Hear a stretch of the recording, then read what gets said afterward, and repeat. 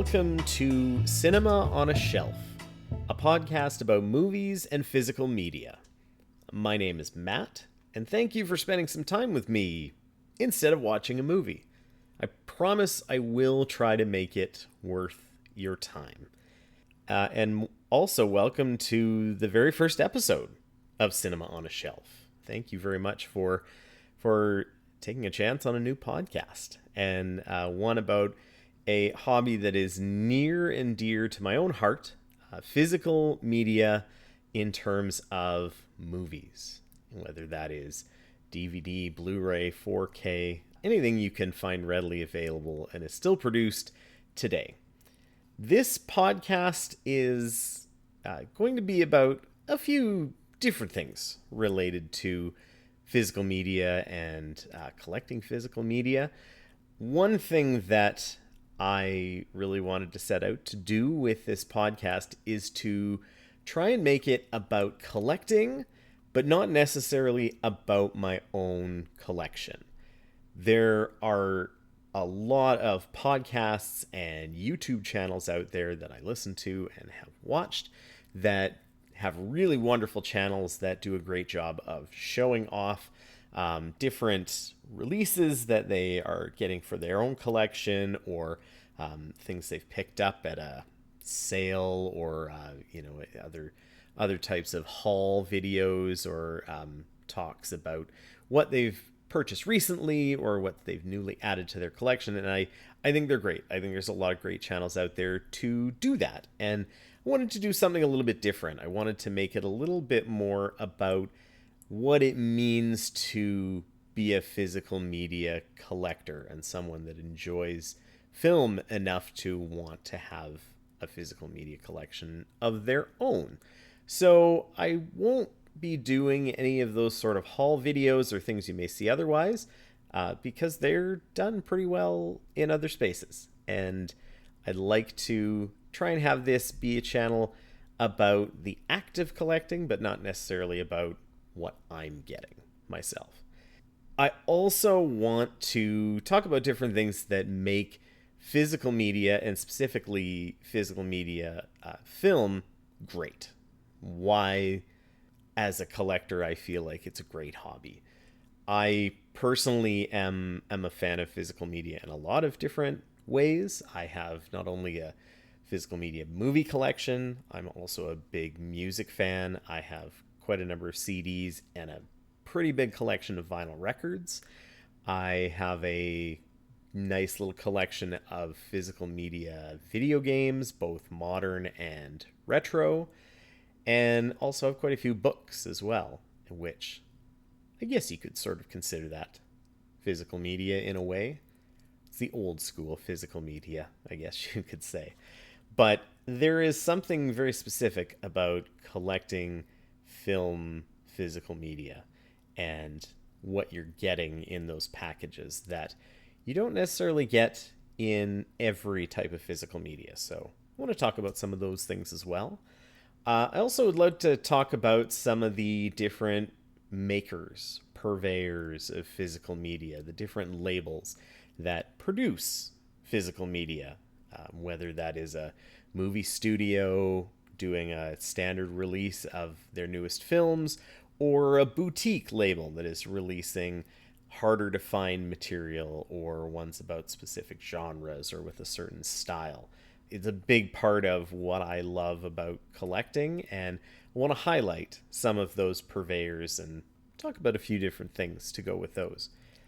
And really anything else that might be related to movies on physical media. Different stuff, I guess, if you will. Which is where I want this first episode to go. And also do want to take the approach in these episodes of trying to talk about things as if potentially somebody was coming into the hobby brand new. Everybody kind of knows, if they've been collecting movies at home for a long time, things like, well, why they think it's great, or what they would need, or different topics and things you would actually need to know about. But somebody may be coming at it for the first time, and I want them to feel like that it's not diving into the deep end of the pool, so to speak, where they can find some information about maybe where to start or what to look out for in getting into this hobby that I love and that I know a lot of you all love as well. So this first episode is about wanting to start collecting physical media. So you want to start a collection. Well, it's probably good to start with what exactly are we talking about when we say movies on physical media.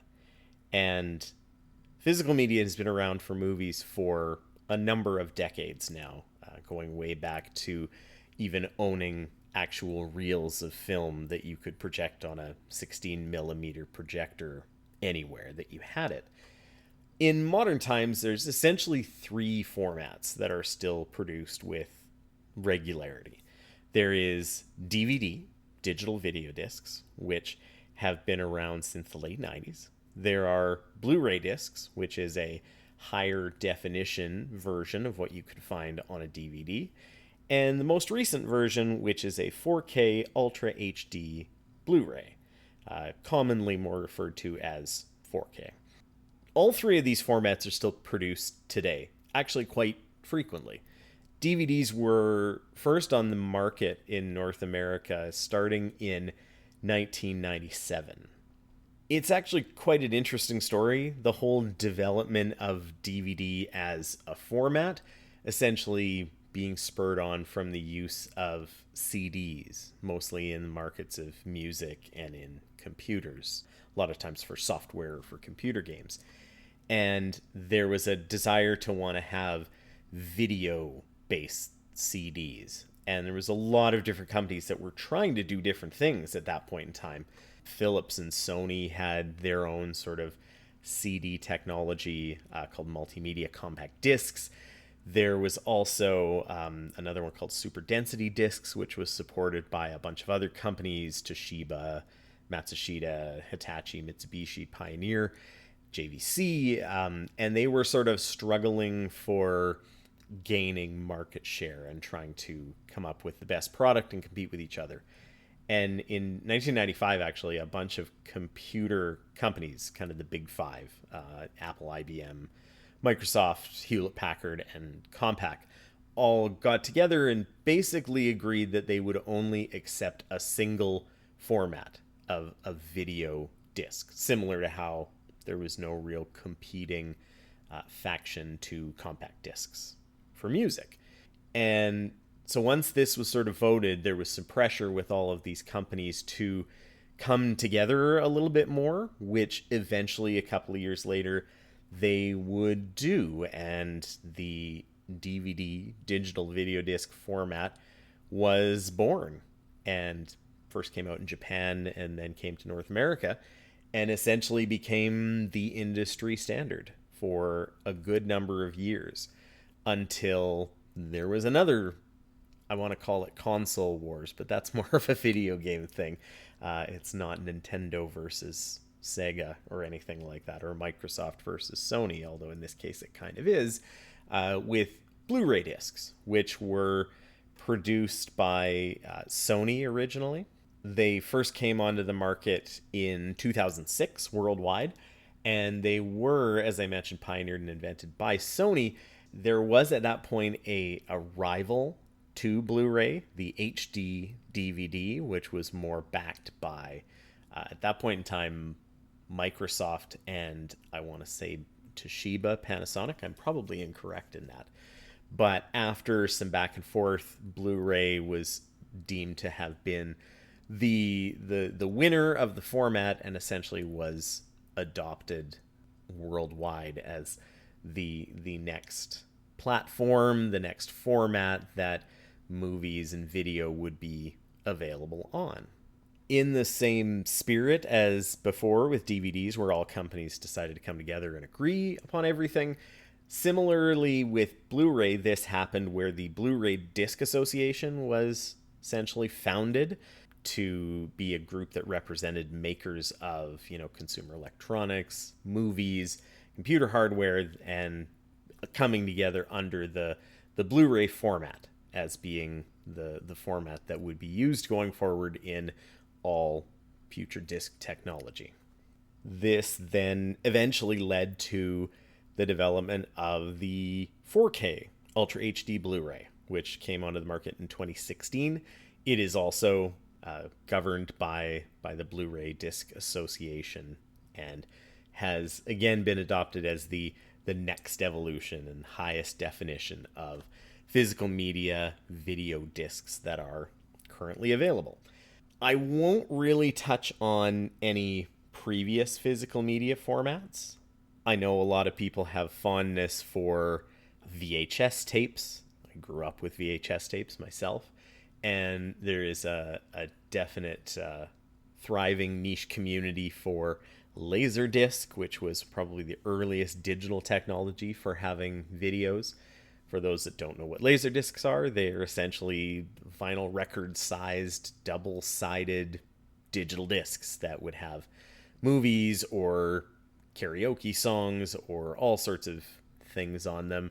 I first encountered them when I was a kid, when my school got a Laserdisc player and would have educational materials, I think from National Geographic, on them. So it had a foothold both in the educational space, the karaoke space, and the ardent film community, the burgeoning home movie collectors, if you will. I won't really touch on any of those technologies or any other ones too much because I don't really have expertise or anything to add to those conversations. So strictly what we're going to talk about on this channel, and specifically in this episode, is DVD, Blu-ray, and 4K as physical media that is alive and well in the modern times. Well, how well it is something we will get into a little bit now because of how films are made available today.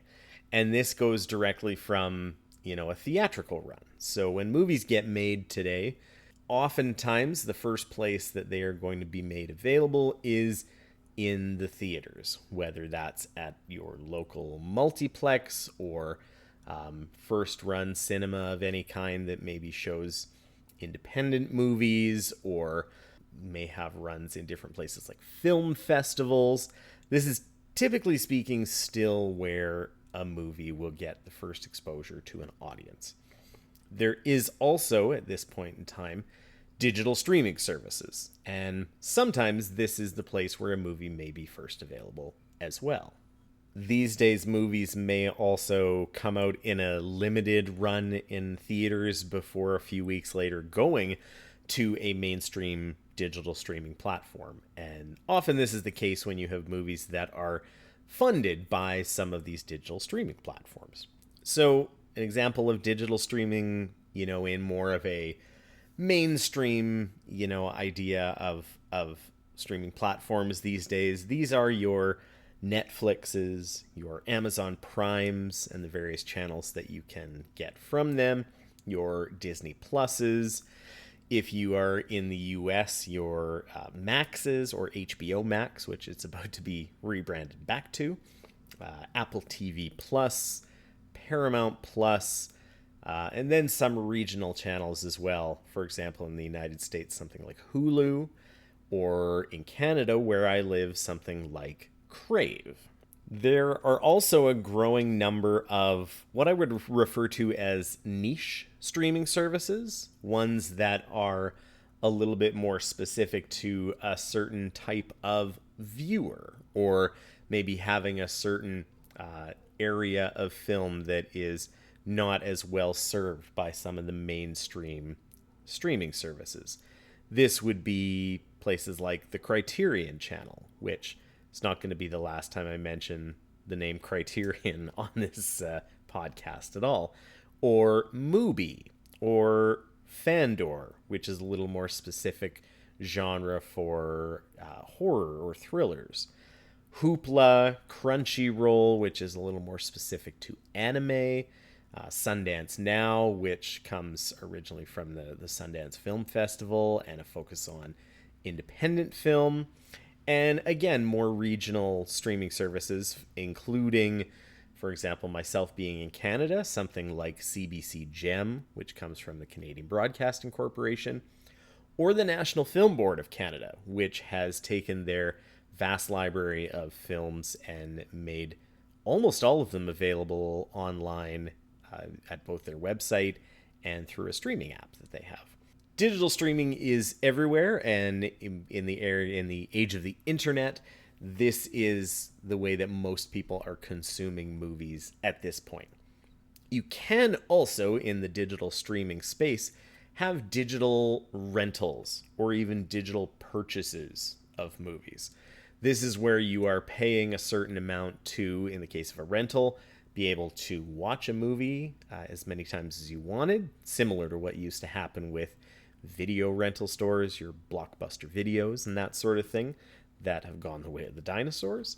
But there are still places like Amazon Prime and Apple TV, or even the Microsoft Store, and sometimes even YouTube, Google's space, where you can, for a smaller fee, rent a movie, watch it as many times as you want over a course of 48 hours or so, and then your access to it reverts back.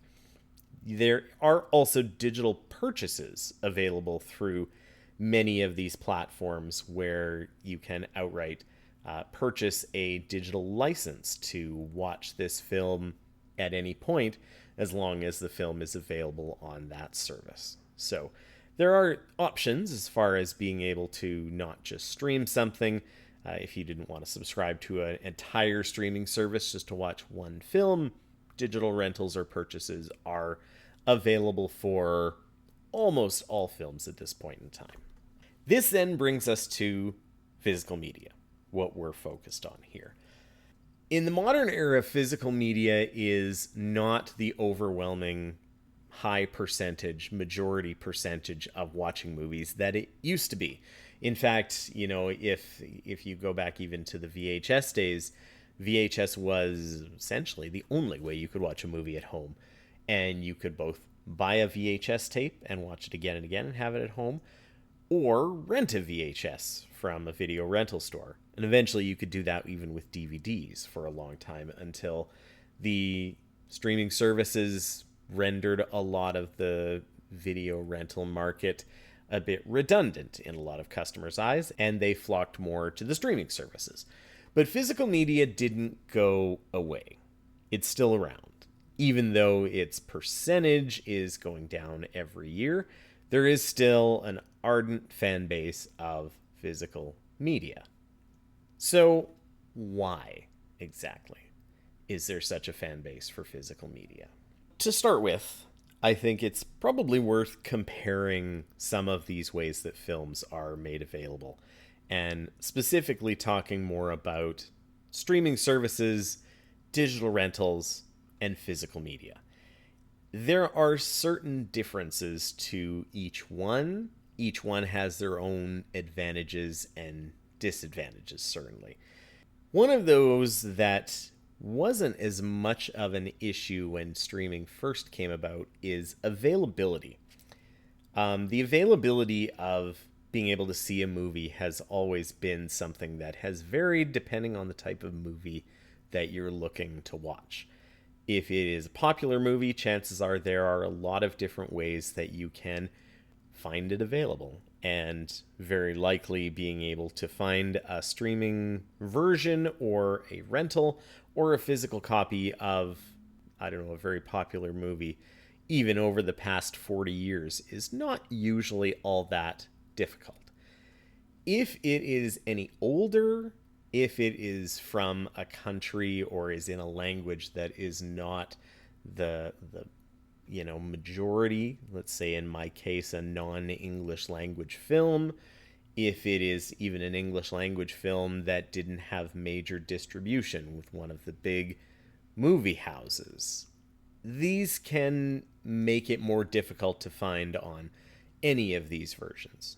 Certainly the internet has made it better in some ways and harder in other ways with this. And the early days of streaming with things like Netflix, when it first came around, essentially everybody made their movies and TV shows available on Netflix because they wanted to get in on what was the only game in town for streaming. And over the course of a couple of decades worth of streaming now, The streaming economy has diversified. You heard me list off all the different streaming services that are out there, and probably noticed that a few of them have specific movie studios tied to them. Disney Plus, HBO Max, which is also backed by Warner Brothers, Paramount Plus. These have essentially evolved, into streaming services that house the content for their movie studios. And this has made it a little bit difficult to find everything certain people would want to watch. There's not a whole lot of people out there that might specifically say, oh, I only want to watch Warner Brothers films. The only counter to that is maybe Disney, where they're doing a lot of stuff catered to younger audiences, to families. Most of the time, if you are watching an animated movie, overwhelming majority of the time you're looking to watch a Disney film. Although that has changed over time as well. But it does mean that if you're wanting a Disney property, you can find it on Disney Plus. Probably. Access to some of these things is at the whims of the streaming services themselves. And sometimes it's at the whims of contracts that they have with different studios or different film rights owners to be able to say, we want to host this movie on Netflix or on Amazon Prime. And sometimes those agreements go away. Sometimes they only have the rights to have that film on there for a few months or a year or a few years, or maybe the owners have suddenly started their own streaming platform and it's been taken from one and moved on to another. So availability is really going to change from day to day, week to week, month to month, year to year, depending on what it is that someone is looking for. And I actually went through a little bit of an exercise in getting ready for this episode. What I did was I wanted to see if a random sampling of movies from a number of years ago, how available they would be to watch today. And I didn't want to go too far back, so I just kind of randomly picked the year 2019 because it was a year of a lot of really good movies. And I took all of the Best Picture nominees at the Academy Awards from that year, and I also took the top 10 highest grossing films from that year, which, because one of the Best Picture nominees was also in that list, meant I had 18 movies. So to round it out, I added the next highest grossing film, number 11, and another film that both had a good box office return and quite a few Oscar nominations. So took a random sampling of 20 films. And I wanted to see if I wanted to go watch all 20 of these movies, where I would need to go, what I would need to do, what I would need to subscribe to on streaming to be able to watch all of them. And specifically, I did this for being in Canada. This is going to vary from country to country. I mentioned about availability. Sometimes movies that are available, let's say on Netflix in Canada, are not available on Netflix in the United States, and may be available in Netflix in the UK or Germany or Australia or Japan. This varies from country to country, so for my sake, I did this basically looking at Canada. And I found something really interesting in that all of the movies I could watch, except for one. There was one film, 1917, one of the Best Picture nominees of 2019, currently is not available on any streaming subscription services in Canada. So, if I took that one out and wanted to watch the other 19 films on this list, I would need to have subscribed to 7 different streaming services, which is a lot. And I know a lot of people have a certain amount of streaming services that they would wish to subscribe to. 7 is certainly a lot, especially when in these subscription streaming models you are paying a certain amount per month.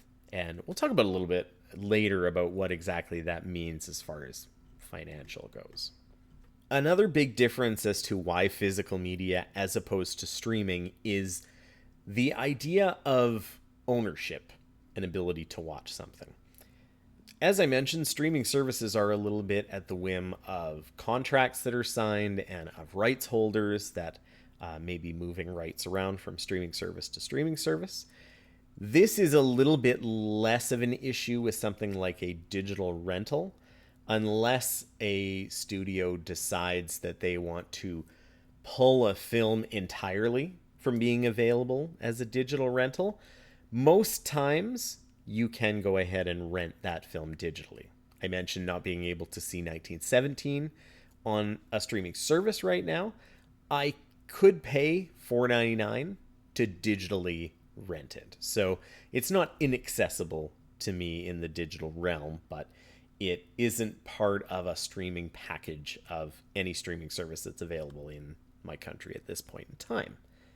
If you have a physical media copy of that film, you have a physical disc with all of the information, video, audio for that film.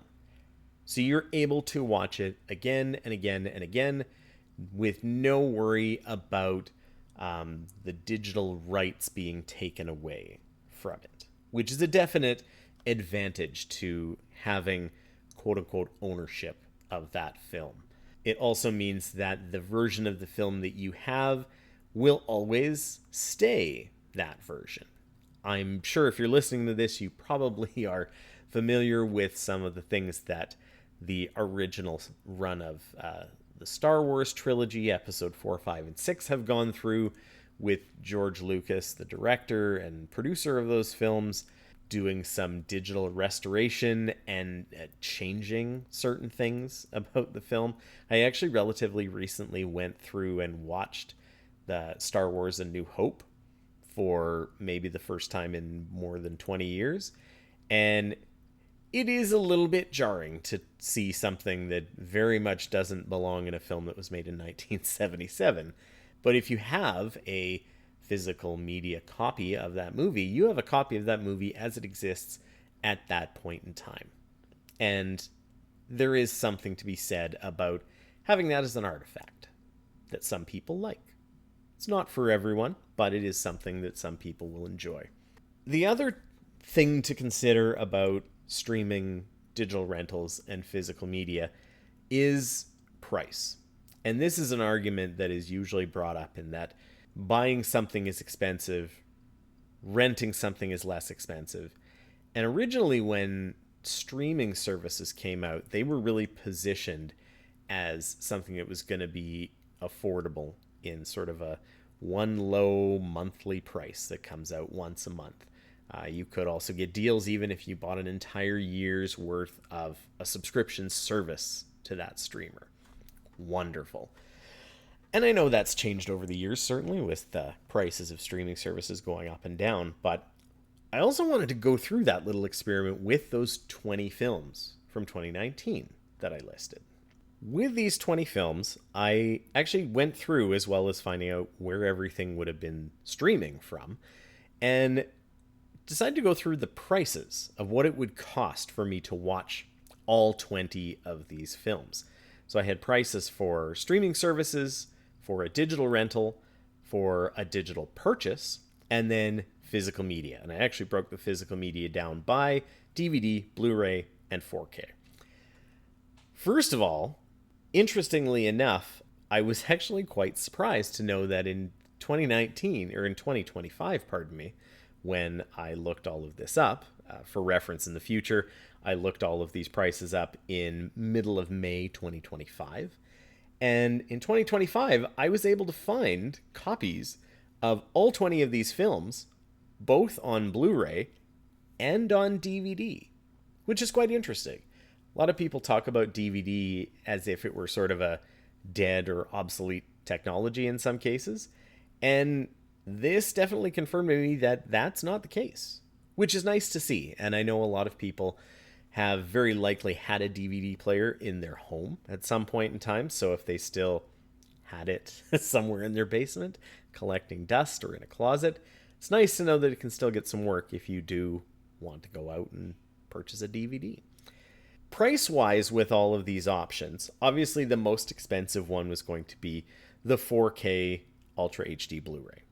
makes sense. This is the highest quality definition that you're going to find of any of the physical media options, and it's essentially, of all of those, it's going to be the most expensive. There were 3 of the 20 films not currently available on 4K, even though they were all available on Blu-ray. Blu-ray discs were the next most expensive, and then DVDs being a little bit less expensive than that.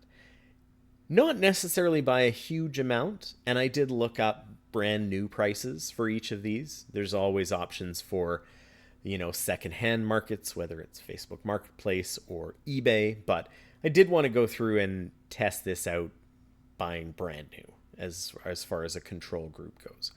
But all of them ranged somewhere in the neighborhood between $440 and $570, depending on buying physical copies of it.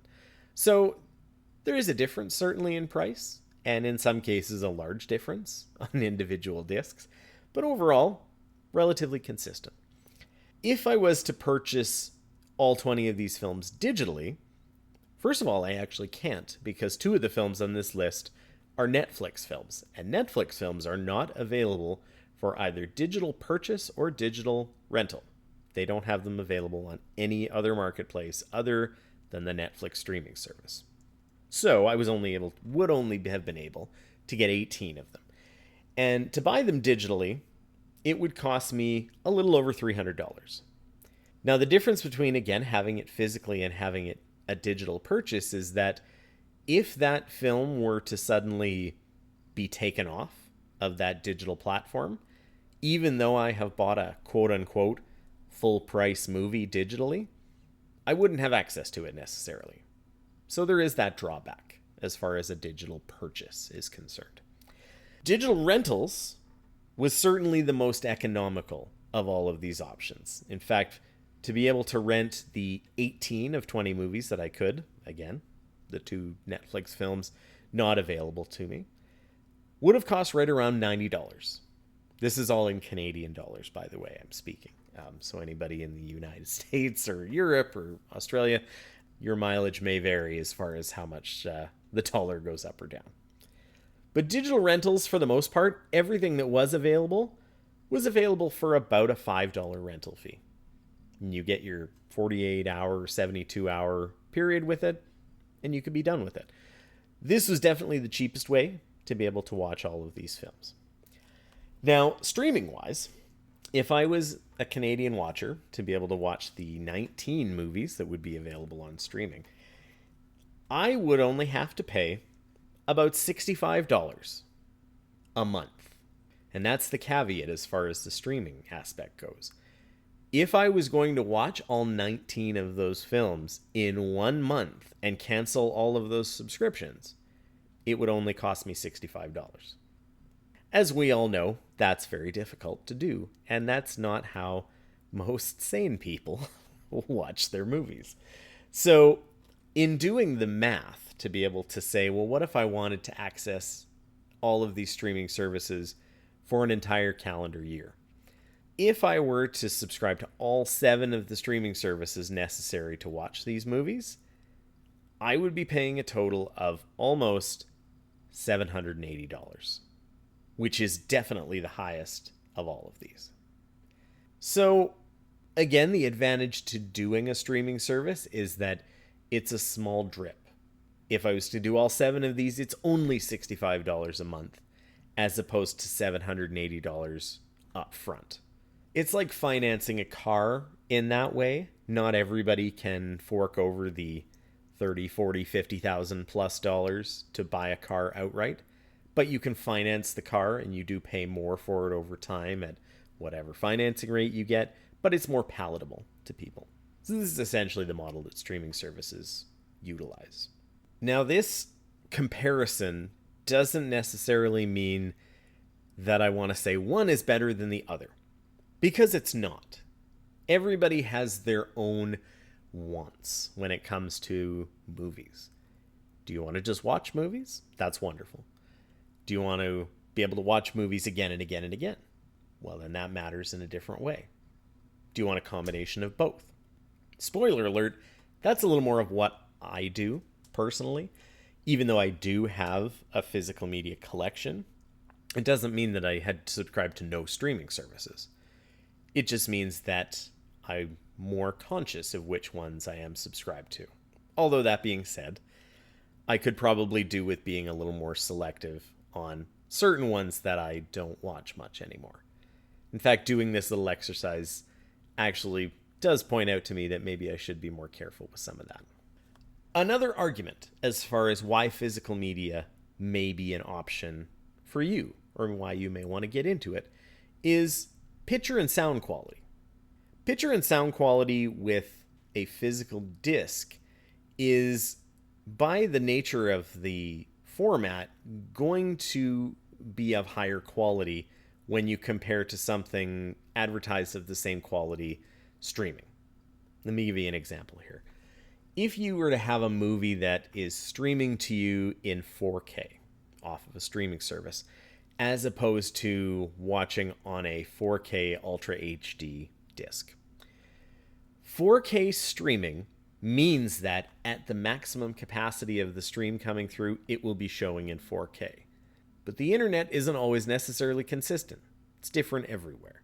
And it may not always be streaming constantly at that rate based on a whole bunch of outside factors. Everybody's experienced slow internet at different times. This may mean that it scales down a little bit for a minute or two, or maybe isn't consistent the whole way through the movie, or maybe has to stop and load up part of the way through. It's going to mean something different each time.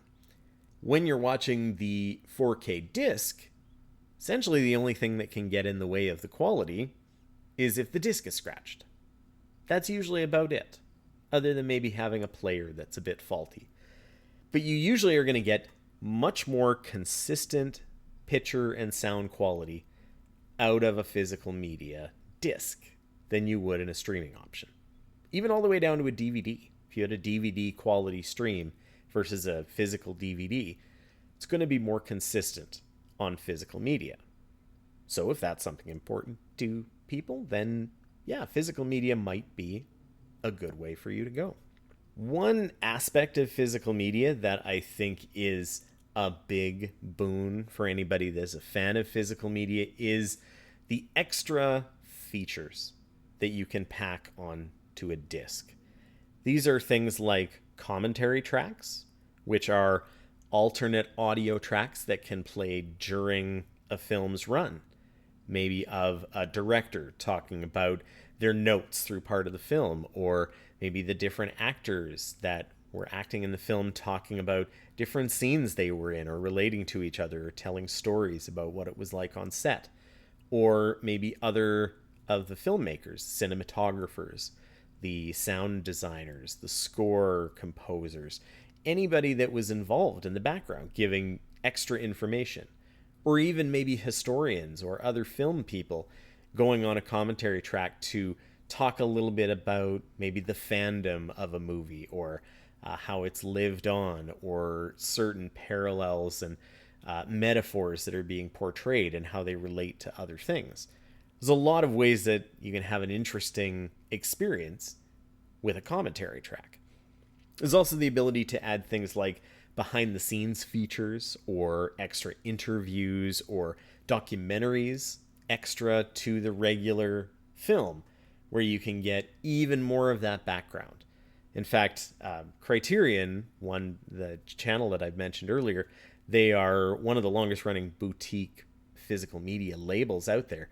They essentially, with their Laserdisc line, invented this concept of not only commentary tracks, but a lot of this background extra documentary things being available on a disc. Used to be termed as film school in a box, essentially. And that model has been followed ever since by both boutique providers as well as major mainstream movie studios. You also have the ability to have extra films, maybe even a second film by that director or something related, or maybe another short film that director or another filmmaker in a similar vein produced, so you can have even more of a deep dive. You also have the alternative sound mix or sound tracks, as opposed to a commentary track over top of the regular audio. Maybe you have a different sound mix for, a Dolby mix, or maybe an alternative orchestral score. I know a lot of silent movies have done this in some releases where there is a modern composer that has done a new orchestral score to accompany a silent film. There's a lot of ways that you can add things to a physical media discs that you don't necessarily get in watching something in the theater or just watching a stream of it. So if you're a fan of diving into a film a little more, or maybe diving into an actor or a filmmaker, or even a process or a genre, some of these things can be available on physical media discs. I mentioned about availability of certain types of films as well. Sometimes, especially with older movies, they can be really hard to find on streaming services because there isn't enough demand compared to maybe the latest and greatest films from the last 10 years. So a lot of times streaming services don't elect to pick them up or don't elect to, seek them out for their content libraries. So older movies can be tougher to find unless you are looking at a streaming service that does specialize in that sort of thing. And even then, the rights holders can be all over the place. So, as opposed to something like Turner Classic Movies, TCM, the long-running TV channel and cable channel that is still available to this day. And I've had it for years and I love it because I love old movies. But I do know that sometimes you are at the whims of what is on TCM and what you can find on a streaming service. And older movies don't come up as often. So sometimes owning a physical media version of an older movie is the easiest way to be able to watch it. This is the same with foreign films. If in Canada I wanted to watch a Japanese film, a samurai film, if I wanted to watch something by Ingmar Bergman, it's very difficult to find some of those films because, Brazilian films are just not as readily available in Canada as English-speaking American films or British films. Canadian films a little different story, and that may be a topic I talk about in another episode, about the availability of your own national cinema. But foreign films most certainly don't often come up as much as English language films in an area like mine. So a lot of times, having a physical media copy of a foreign film is, again, the easiest way to watch it. And if you're looking for an older foreign film, well, you're compounding a niche upon a niche and becomes even tougher. If you're really into certain film genres, or maybe cult classics or harder to find movies, what a lot of people would call B movies, or even D or F movies that just didn't have a lot of distribution, or even independent movies that never picked up a big distributor, maybe never even got to theater. Maybe back in the day they would have gone straight to VHS because it was cheap enough to do that and you could still make money. There are physical media labels that specialize in some of these types of genre fare. You can have the lowest of the low budget horror movies, and there are boutique labels like Vinegar Syndrome that will absolutely put that film out for its audience in loving versions so that you can access some of these hard to see cult classics. They may not be available otherwise if they weren't on physical media.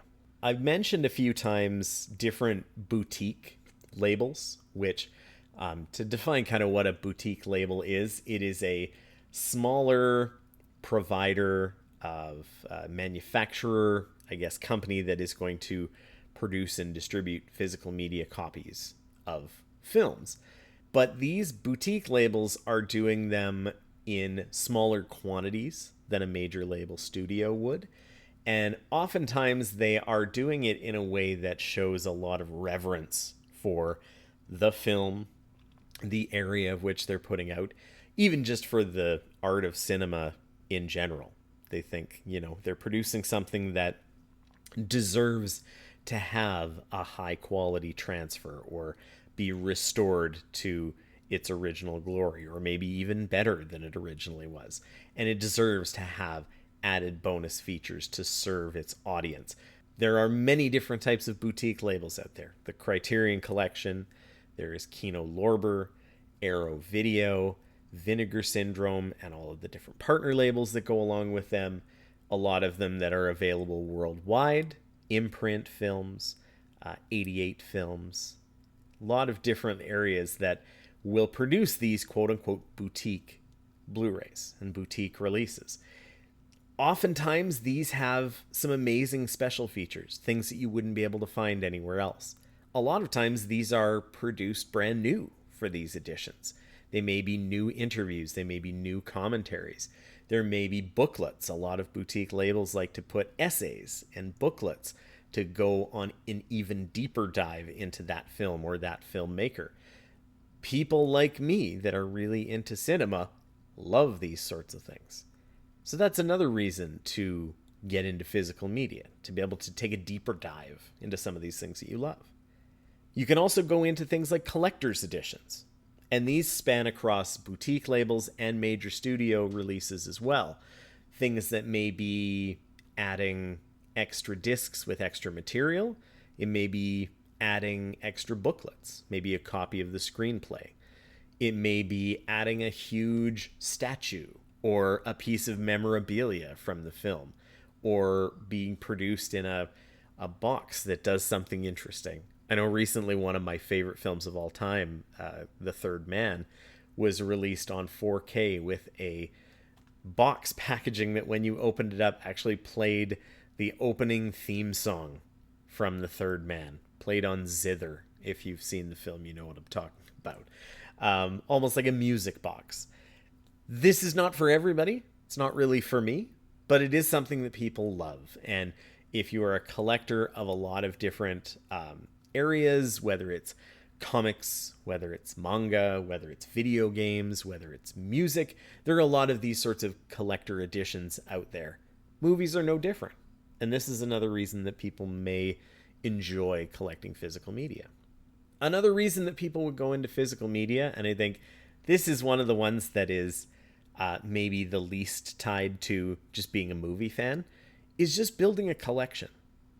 There is something about building a collection of any kind that is appealing to people. People will collect Pokemon cards or video games or concert posters. Maybe even keep their ticket stubs from an event they went to. Building a collection can be a lot of fun. And if it's about something you are interested in, then it's all the more likely that you might be drawn to building a collection. So even just the sake of building a collection can be a lot of fun. So there are a lot of reasons to want to start collecting physical media. And you don't have to have a checkbox of saying, well, I like 3 of these things, so I should probably start collecting physical media. It doesn't have to be that way. Everybody collects things differently and collects things for different reasons. It doesn't matter what those reasons are. Those are personal to you.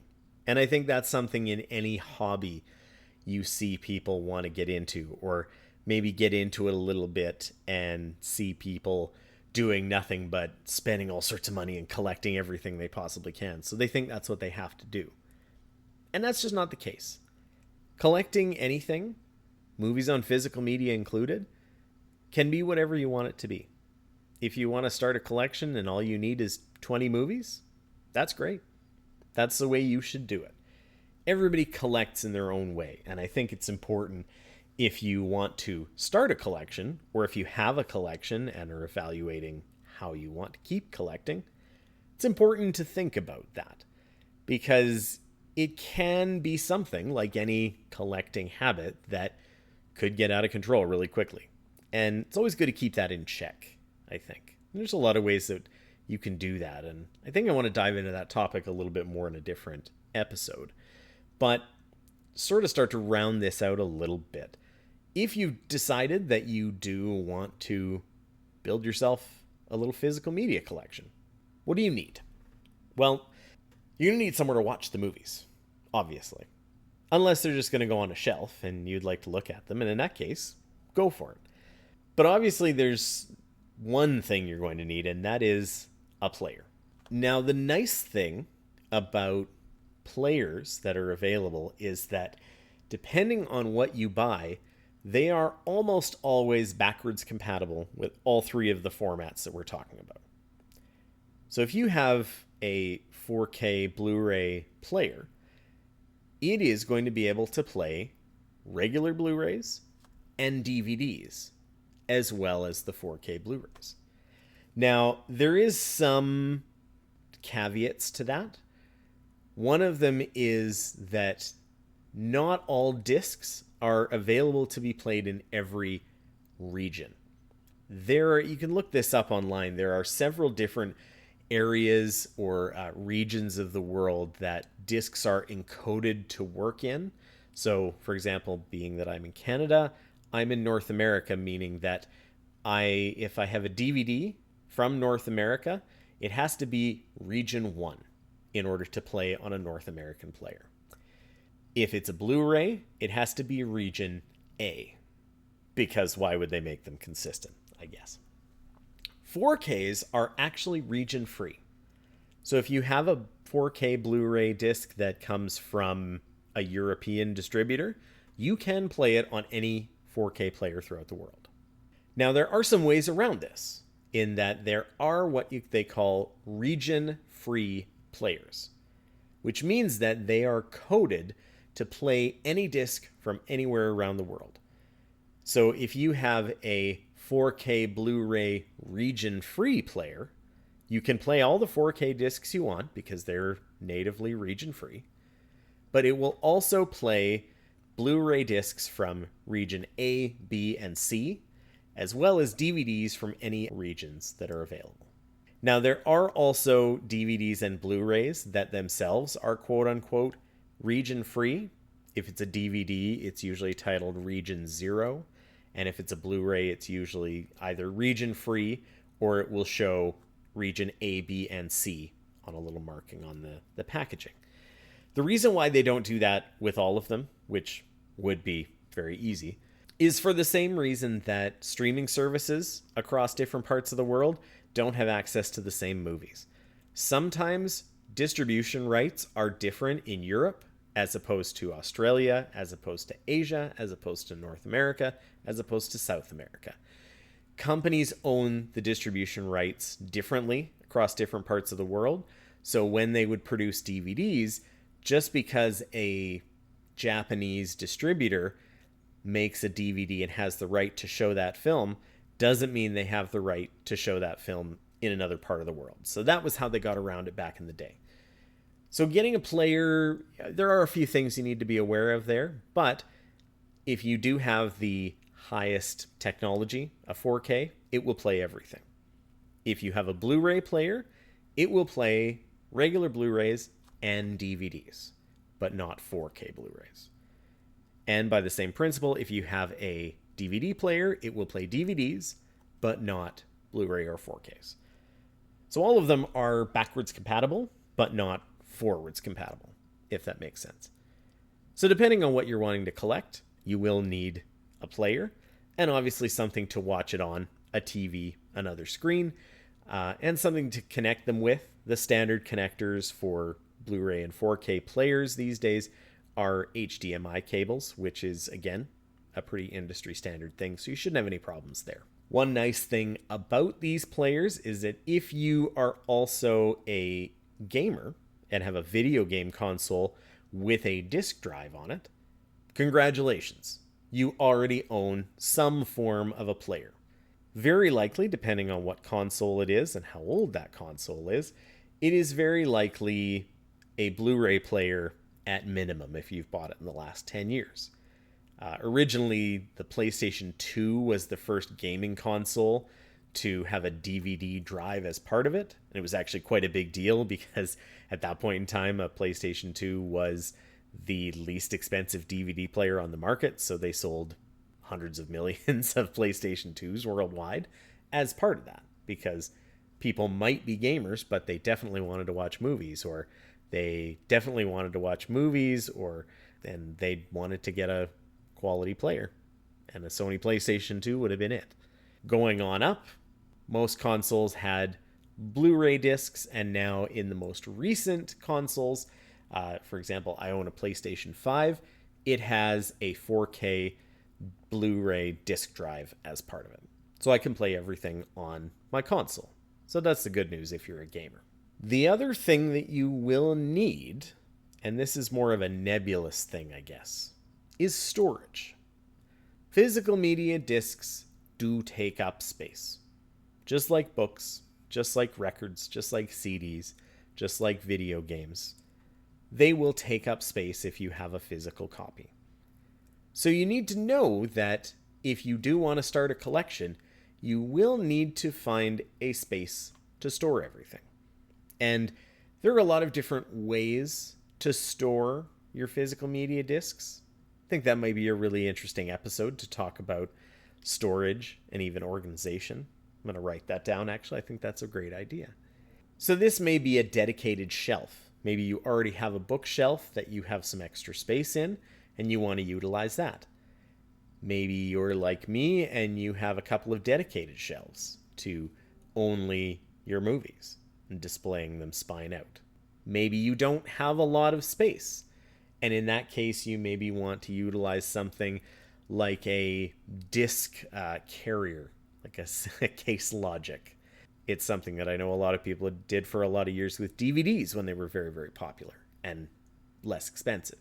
It's not everybody's preferred method. Sometimes it did mean that discs may get scratched a little bit easier if they aren't taken care of, but that's more of a care issue than actually the storage method itself. And I know there are a lot of storage methods that people have talked about and even made a little bit better than those Case Logic cases or that style.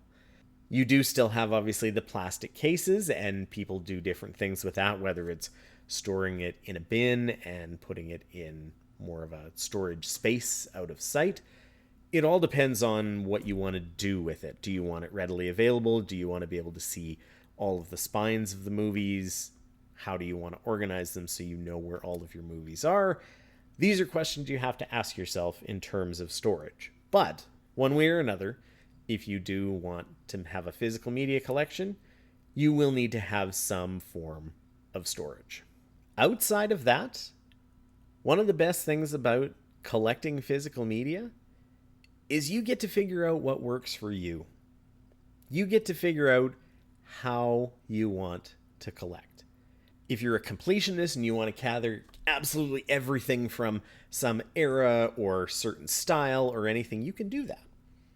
If you want to be more selective, if you want to get something that you know you're going to watch again and again, that's great. If you want to get a collection for as cheap as possible, you want to go to every thrift store that you can possibly find and build yourself an entire library. If you've got space, go for it. You get to figure out how you want it to work for you. And that can change over time. You may have a large collection one day and decide that you don't need it the next. And you pass it along to someone else, or trade it in somewhere, or sell it online. There's a lot of ways that you can do things.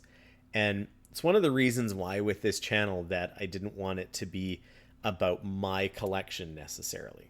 And this is no slight to any other channels that do that sort of thing by showing a collection, because I love those channels. I think they're great. I think they're wonderful. But one thing it does invite is comparison for people. And it does stoke some of the fear of missing out or the envy that can be caused by looking at someone that has a huge collection and saying, oh, I want that. And maybe lead certain people to spend more money than they have or than they're available to, or buy so much that they run out of space and things become a situation where it looks like they're hoarding things and they never have enough time to watch everything.